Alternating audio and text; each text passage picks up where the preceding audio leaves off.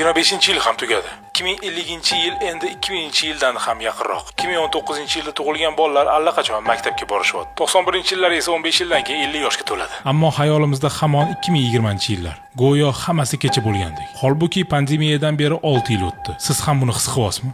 Go'yo hamma narsa tezlashib ketgandek. Dunyo oldinga qarab yuguryapti. Biz esa hatto orqaga qarashga ham ulgurmayapmiz. Trendlar, ma'nolar, hatto o'zimizga yeta olmayotgandekmiz. Texnologiyalarchi, avvalgisiga ko'nikib ulgurmasizdan keyingisi chiqyapti. Bilasizmi nimani angladim? Ota-onamni tushunishim osonlashdi. Ilgari men ularga smartfon ishlatishni o'rgatardim. Hozir esa o'zim ham har safar paydo bo'ladigan yangi servislarni o'zlashtirishga ulgurmayapman. Ba'zan ularga hatto havas qilaman. Ularni bolaligi ijtimoiy tarmoqlarsiz, yoshliklari asosiy narsani qo'ldan boy berib qo'yamiz degan qo'rquvlarsiz, kattalik davri doimiy poygasiz o'tgan. Bizda esa yangilanishlar, marafonlar, muddatlar, inqirozlar va tobora kuchayib borayotgan xavotir, depressiya, yolg'izlik va biz hatto tanimaydigan, ehtimol hech qachon ko'rmaydigan odamlarga ergashib yugurish. Va faqat bitta narsa o'zgarmay qoladi. Vaqt.